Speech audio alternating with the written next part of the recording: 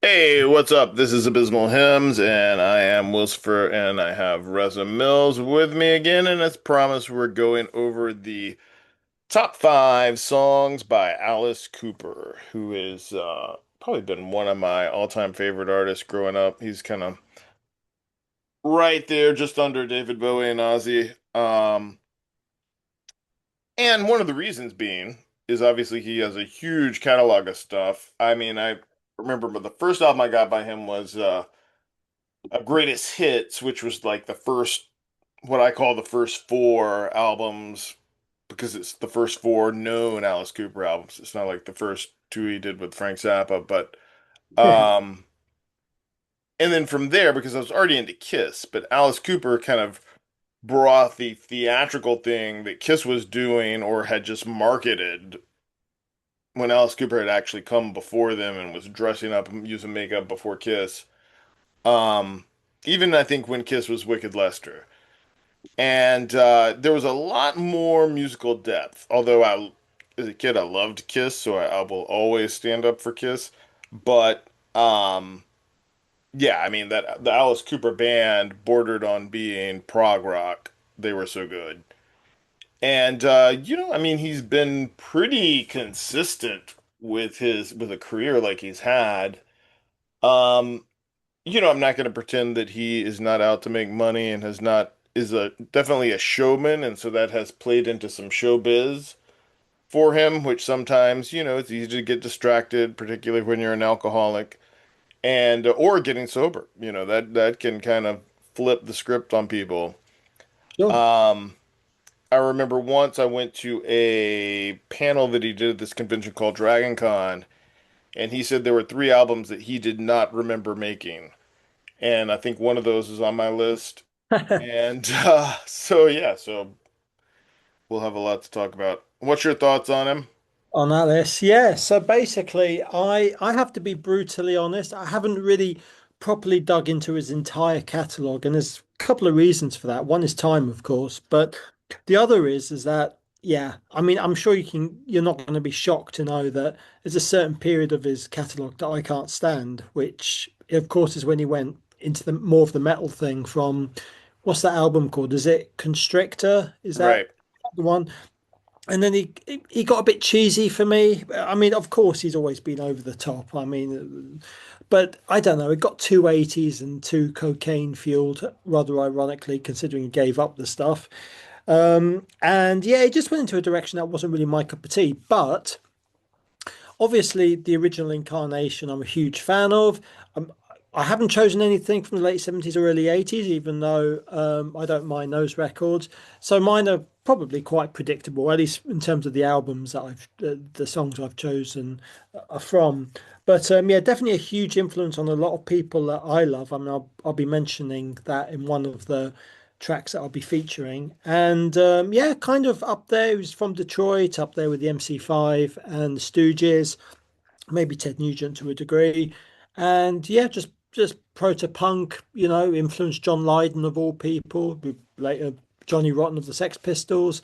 Um, I'm sure he influenced a lot of the earlier hardcore bands as well in some indirect way too. So yeah, a pioneer. Basically, he started it well before Marilyn Manson even was a glint in the milkman's eye when he was still obsessing about his grandfather's pornography. Alice was out there and tearing it up. So yeah, really cool to do this one, even though my choices might be a tiny bit more predictable than yours. But yeah, should be fun.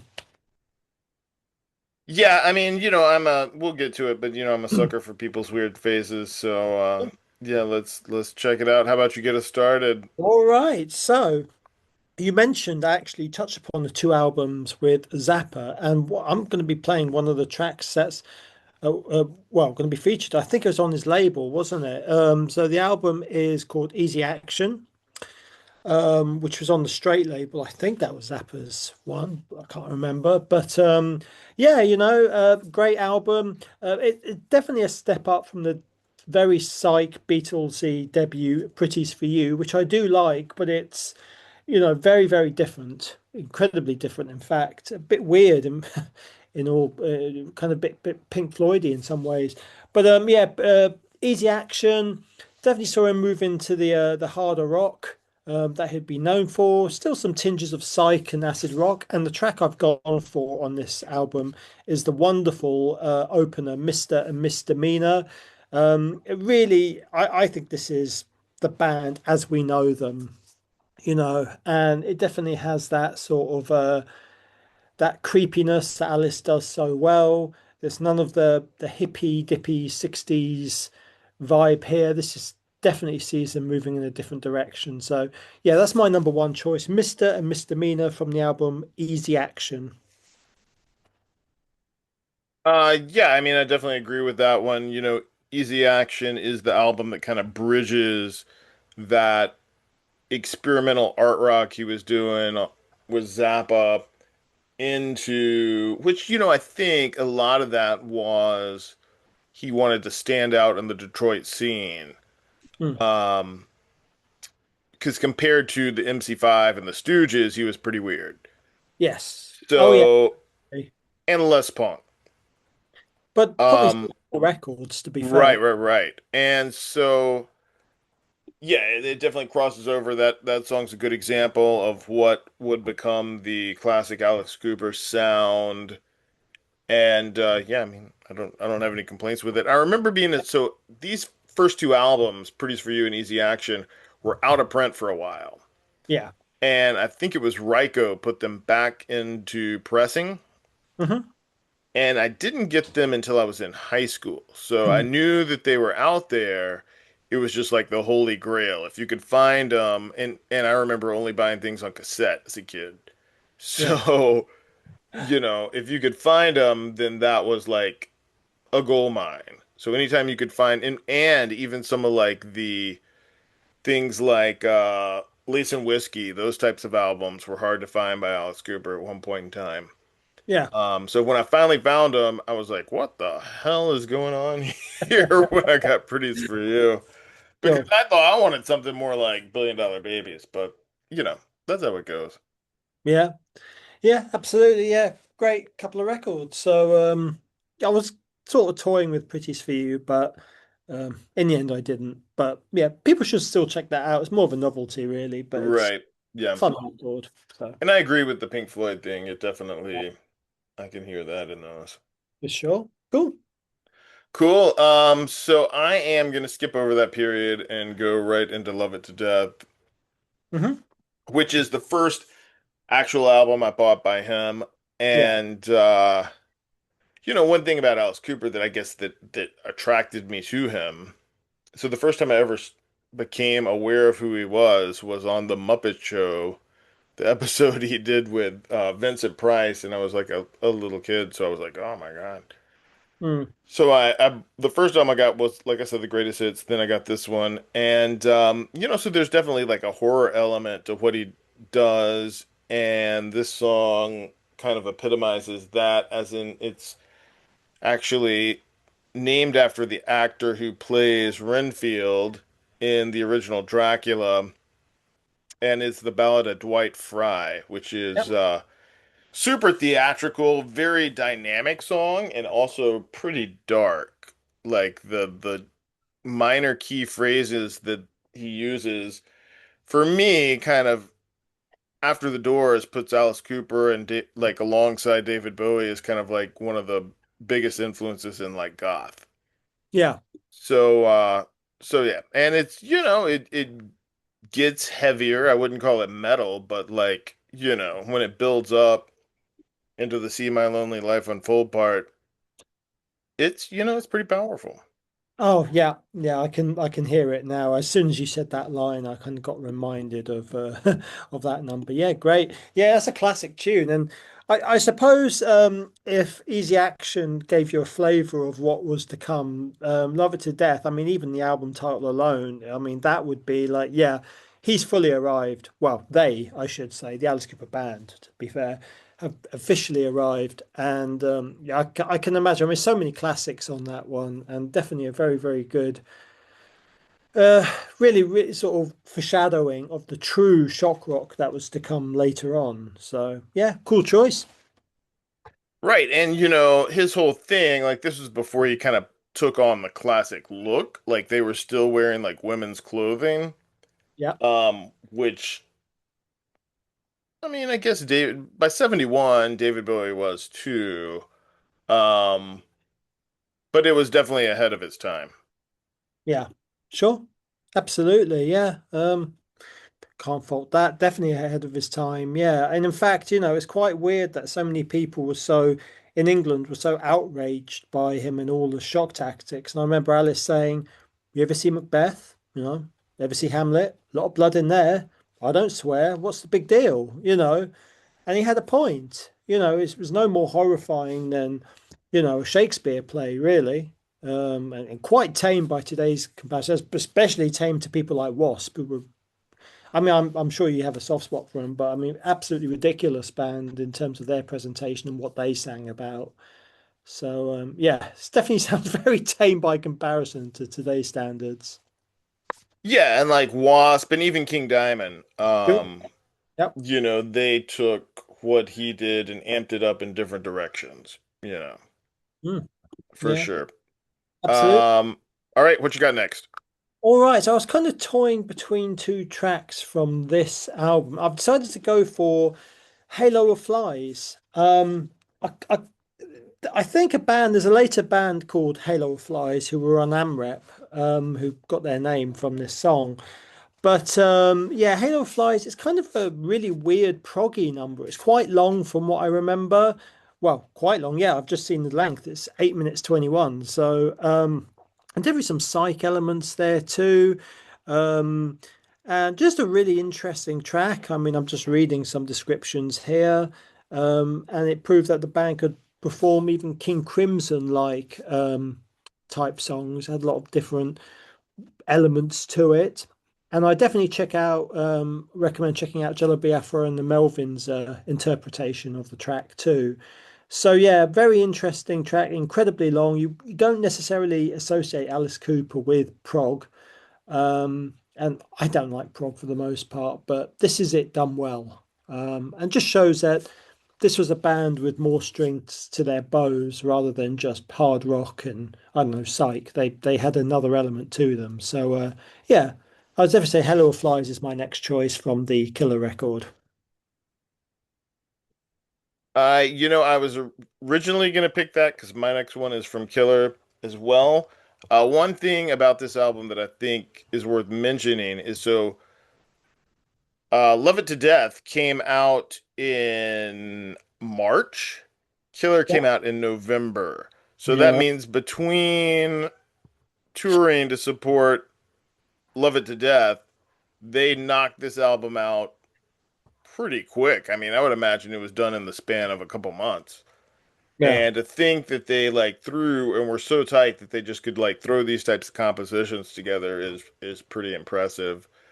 I instead chose the title track, the song Killer, Okay. which is a little darker than Halo of Flies. Halo of Flies, has kind of that kind of strut and is obviously about like some type of James Bond stuff. Where Killer, it goes from a more hard rock thing into this weird, really dark passage in the like third act of the song, which was obviously being used for a stage show, I think. Like that was where they were like staging one form of execution or another, it was the guillotine or the gallows. Um, so it takes a turn. But Mm. yeah, so that's my pick. Very good, yeah. Can't fault it. I mean, such a good record, Killer, that I mean, could chosen any of those. So it was a tough decision, that's for sure. Okay, cool. So I went for a track from just make sure I've got the right order. Yes, I went for a track from 1972, Schools Out. And it's not the ubiquitous title track, which annoyingly everyone, so, oh, do you know Alice Cooper? Oh, yeah, School's Out, or, Poison or something. No, it's not School's Out. It's probably my favorite track, actually, that he ever wrote. And that is a track called Public Enemy. Sorry, Public Enemy? Public Animal number 9. And I'll tell you what, if you want a killer version of this, check out Laughing Hyena's interpretation of it. But yeah, just a very, very badass, hard rocking, uncompromising tune. Whereas Schools Out was more of like a I suppose it was kind of a bit silly. I mean, it's fine, I guess, but kind of a bit of a novelty feel, like a bit of a sing-along thing. And Public Animal, I keep saying Public Enemy for some reason today. Public Animal number nine definitely has a harder edge to it, but quite bluesy. And if you go onto YouTube, you see them.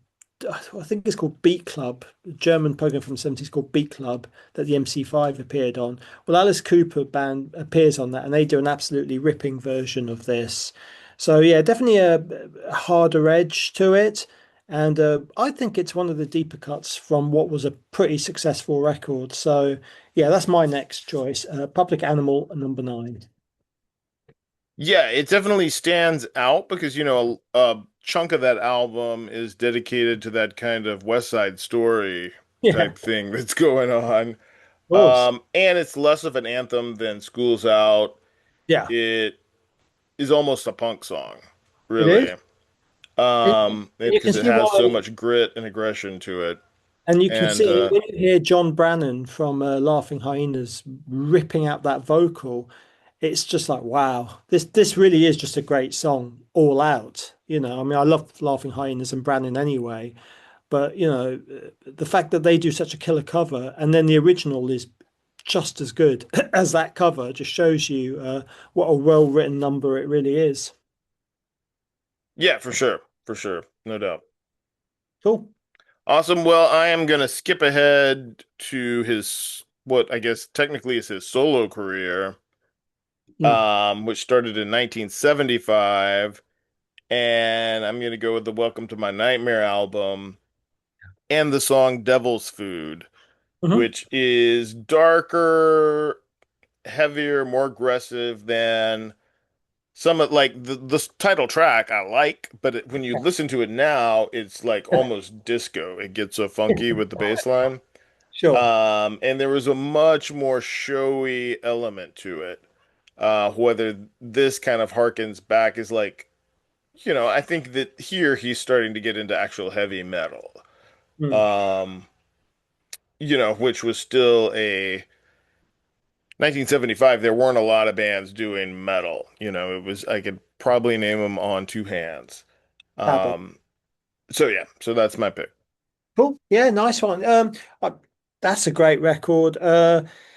Obviously a huge album as well. I mean, obviously that was his, as you rightfully point out, his first true solo album. I'm trying to remember who the lineup was. I think there's some mainstays there that would stay with him for quite a while. I'm looking at the personnel here. I think Dick Wagner would go on to do a few things with him later on, and of course Bob Ezrin makes another appearance too. Yeah, I guess it is a concept record, isn't it? From what I understand, because there was a sequel made to it, right?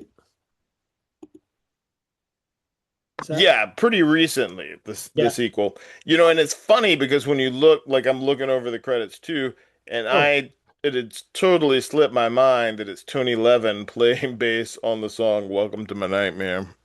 yeah, that's interesting. Yeah. Annoyingly about that aforementioned sequel, I'm sure it has Welcome and then the number two, My Nightmare. And I just, oh, Alice. Yeah, okay, I get it. It's a sequel, but I just hate it when people do that, have a number instead of the actual word.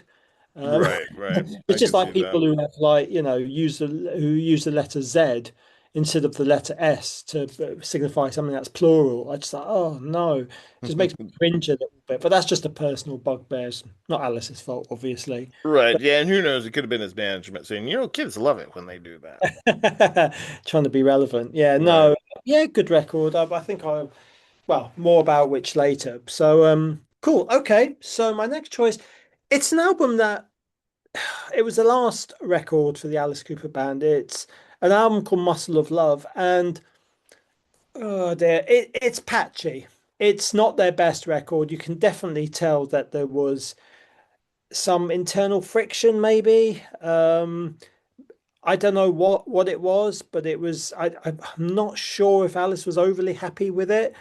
Maybe it was a bit too polished as a production, but there is a track on it that I absolutely love. For some reason, I just find it to be, uh, I don't know, it's quite anthemic. It's a song called Teenage Lament 74, and it's very glammy. The video's quite kind of light-hearted. They're escaping from prison, which kind of contrasts with what I believe was some tensions in the band at that point. And yeah, interestingly, you have a couple. There's been a couple of versions of this. One was from that band, Big Country, amazingly, and then there's a band called Tyler, Tyla. I've never heard of them. Dogs D'Amour. There we go. They covered it, apparently.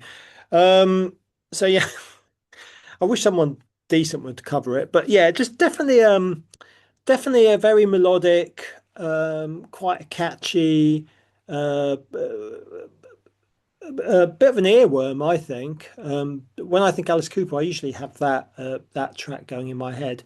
But again, I want to stress that out of all the Alice Cooper band records, I would probably say Muscle of Love is the weakest, but that is a standout track. So yeah, that's my next choice.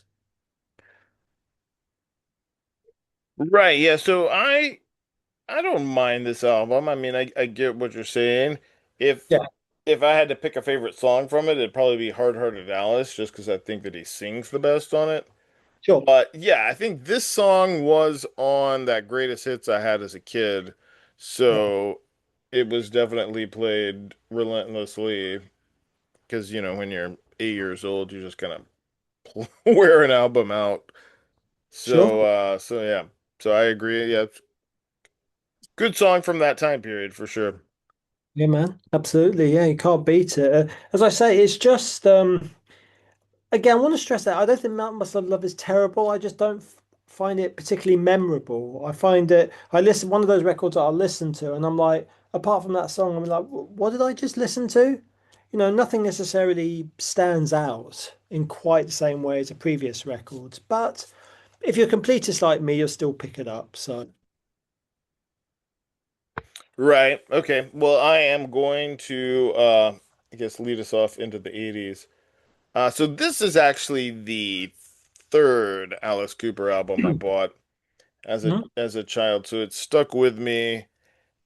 And it's one of those he does not remember making. It's from 1983, and I'm gonna go with the album Dada. The song is Scarlet and Sheba, Mhm. which is one of the only like hard rock songs on this album, which is like overly theatric and to the point of where he's like each song is like its own is like rather than being a concept album, Yeah. it's an album of concepts.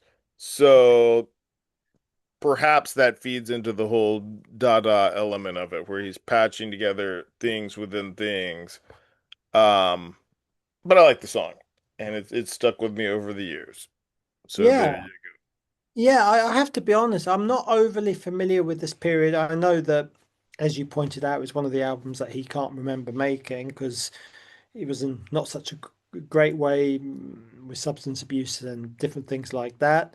And the same goes for that terribly titled Zipper Catches Skin and Special Forces. Yeah, saw him sort of, I think this is like those two albums, maybe. Sort of saw him trying to embrace new wave, like the odd bits that I've dug into now and again, and trying to maybe move with the times. But yeah, I definitely have to give it more of a listen because I kind of liked what I heard, but I haven't really properly taken it in yet. It was after this record he would get into, like, I suppose what you would call 80s glam metal or whatever you want to call that stuff, with Constrictor. So yeah, and there's a 3-year period between this and that record. So probably once he recorded this, he probably thought, oh, you know, better sort myself out now because I've really lost the plot here. So yeah, interesting choice, and some love for 80s Alice there. Yeah, I think that it's kind of like Disco Kiss. The Yeah. new wave Alice Cooper is pretty endearing. So, and it's worth checking out. Like if you're going to check out any of the new wave albums, this is the one just because it's more polished and less off the wall. Yeah. but be prepared from like almost like Faith No More, where it's like jarring shifts of style, like from Yeah. country to new wave to metal. Yeah. Yeah, yeah, I mean, I think it's kind of like Alice Cooper's career trajectory reminds me of Iggy's in some ways, except Iggy didn't go down the glam route, of course. But um, here's a guy from I suppose, late 60s, early and 1970s who moved into a new decade thinking, well, maybe I should just shake things up a little bit, and try and move with the times. MTV was obviously come along. And, it kind of reminds me of the sort of thing that Iggy might have been putting out in the early 80s too. I guess a lot of those guys from the 60s and 70s were trying to figure out what to do next, and that's why they started using keyboards and new wavy things. So, yeah, I like it when people do that, it just certainly makes it a bit more interesting. For sure, yeah. And then you got to think that somebody who has like such a long career as he does, how Yeah, many different musical trends he had to navigate around, you yeah. know? Because when he started off, heavy metal wasn't really a thing. Nor do I think he intentionally, although he will say that he was the first person that it was ever called heavy metal. Um, Mm. I don't know that that was his intent. I think that the theatrical side was more of what he was about. Mm. Um, Cool. but, I think that when he got into the hair metal thing, Mm. well, I mean, he was probably the biggest influence on hair metal aside from like Aerosmith. Van Um, Van so it Halen. made sense for him to land in heavy metal as it was at the time. Yeah. Just like even Kiss came when they came out of the disco thing, then Oh, the first album out of that, I mean, I guess Music from the Elder was somewhere in between, but like Creatures of the Night was a metal album. yeah, it was kind of moving in the lines of people like, I guess, maybe just, I don't know, people like Rat and Dokken and that sort of vibe to it, kind of very George Lynchy and that kind of thing. So I can see that for sure. And I guess that's, and like so my next one is going to be a metal Alice Cooper album, but it's not going to be a hair metal Alice Cooper album, Cool. which is what, I respected Kiss a little bit more. Like for me, Trash was the point that where he crossed a line. And some of that came in the fact that he took the makeup off, that there was Yeah. a bunch of power ballads, that it was more commercially Mhm. accessible because he had people like Desmond Child on the album. Um, Appropriately named, you could say. right, right. And, you know, I mean, are there some salvageable songs on that? Yes. When I went to go see him on that tour, Mm. he played maybe three songs from that album. Wow. Okay. Um, but so I guess I'm gonna drop my oh no, it's your turn, right? Because I just Yeah, did Scarlet and Sheba. Yep, so you shoot that's and all then right. I'll close us out with the 80s Alice Okay. Cooper. Yeah, no problem. So, I don't know if you remember a film called God Bless America from 2011. It's a black comedy from Bobcat Goldthwait. It's like a satire. It's a teenage girl and a guy who are so disillusioned with the world, and they start to, take out basically everyone that they don't like. Well, Alice Cooper's songs featured quite heavily in that because they're both huge fans. And one of the songs I think that was featured in the film was "Only Women Bleed," which is from your aforementioned "Welcome to My Nightmare" album. And it's a beautiful song. It's probably one of the softer numbers in this catalog, quite ballady. Even though the lyrics, it's not exactly the most cheery of subjects, a woman in an abusive marriage. It's funny that people think it's about menstruation when it certainly is not. But yeah, definitely one of the more ballady numbers. Again, just demonstrating another string to his bow, I suppose. From what I remember, it's not heavy at all. Well, I'm trying to think who it reminds me of. sound wise. I don't know, maybe Led Zeppelin during their softer moments. I've got no idea, but yeah, it's definitely one of his mellower tunes, but quite moving at the same time. So that's my final choice, I guess. Yeah, I mean, I like that song. It's one of the ones where it's always been the bathroom break when you go see him live. Kind of Yeah, like Beth is for Kiss. Uh, but the thing I like about it is it proves that he can really sing.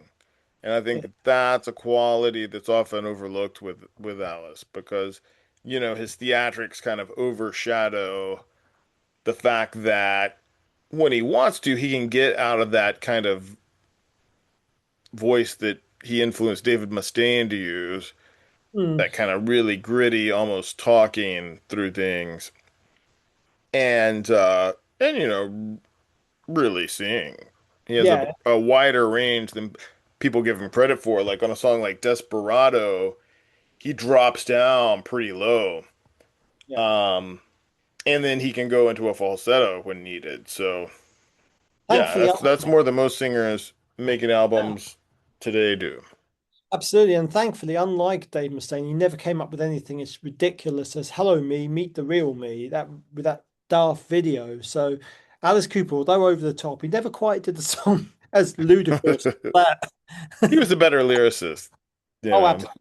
Yeah. Oh, well, hang on a minute. Actually, if I remember correctly, there is a Megadeth connection because I think Alice Cooper was kind of like an AA sponsor of sorts for Dave Mustaine. He helped him. Right. And Dave Mustaine, I mean, Megadeth definitely covered No More Mr. Nice Guy. Yeah, that's right. So there is a funny sort of strange, coincidentally, a connection there. Cool. And that's not the only one. When I saw Alice Cooper on the tour for the last album I'm going to mention, which is Raise Your Fist and Yell, that came out in 1987, Mhm. Megadeth opened up. It was Faster Pussycat and Megadeth. Yeah. And yeah, it was, I mean, for 1987, that was a great show. Sure, I bet. Because this out, so the difference between Constrictor Yeah. and Raise Your Fist and Yell is Constrictor has more keyboards on it. Right. Where by the time Raise Your Fist and Yell came out, he was like, hold on, I can do you Wasp. I was doing that before these guys, so why don't I show them how it was done? Yeah. And they crank the gain up, and everything is probably one of his heaviest song, I guess is what I'll say. As long as you're not talking about Brutal Planet where he gets into industrial, Yeah. And um, is yeah. going to be Roses and White Lace Right. from Raise Your Fist and Yell. It's like almost sounds like Merciful Fate, Right. guitar wise. If you guys if you want to check out any of his 80s metal songs, that's the best one to do. He still throws it in live now. I saw him a couple of years ago, Hmm. and yeah, he's still playing it. And he, at almost 80 years old, he sounds better than any other singer his age, I would say. He looks pretty good, and you know what? It's really interesting. I'm just looking at the credits for this record. I mean, start again. Robert Englund, Freddy Krueger makes an appearance on the track, and you've also got a guy called Kane Roberts, who I think I can't remember if he played with him on quite a few albums or not, but I think he was considered something of a guitar whiz kid. I don't know. I'm not a metal guy, so I don't Yeah, really. so Ken Roberts, he got more notoriety for the fact that he was like my size. Right. And, he's a big pumped up dude Yeah. who, that was half like he looks like a professional wrestler.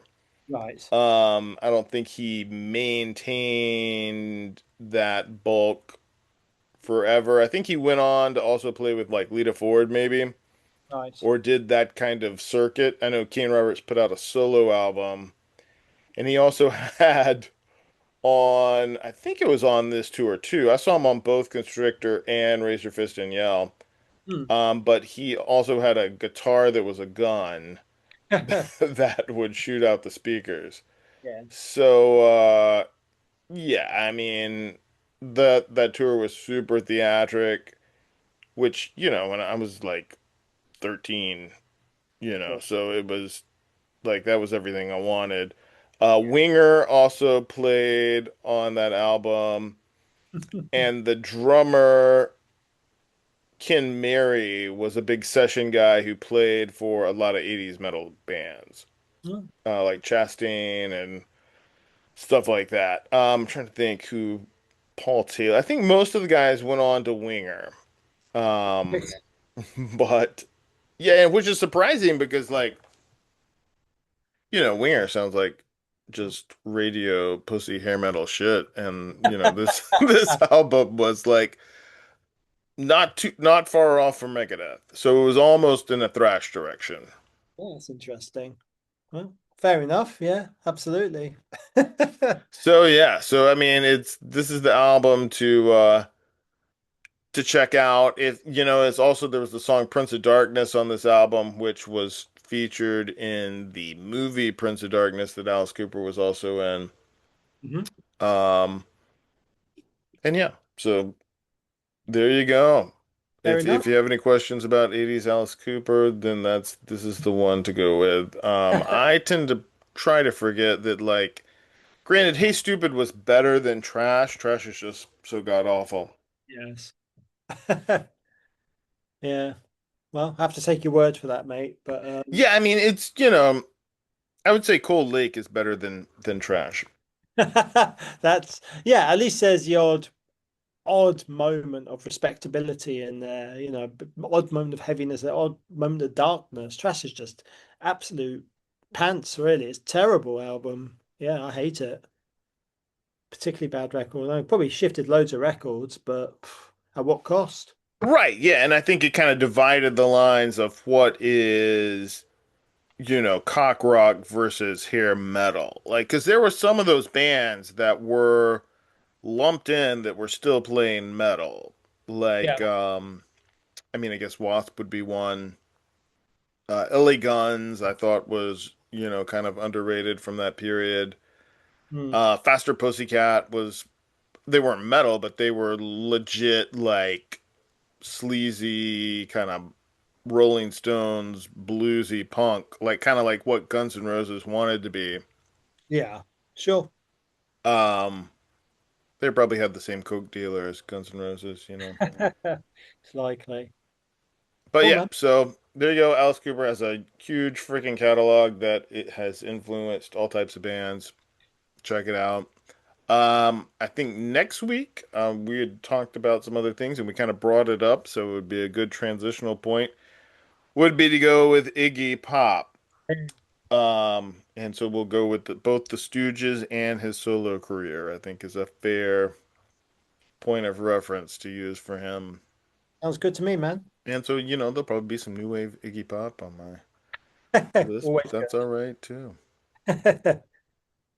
So cool. Thank you guys. Click all the buttons that you need to click, and we'll see you next week.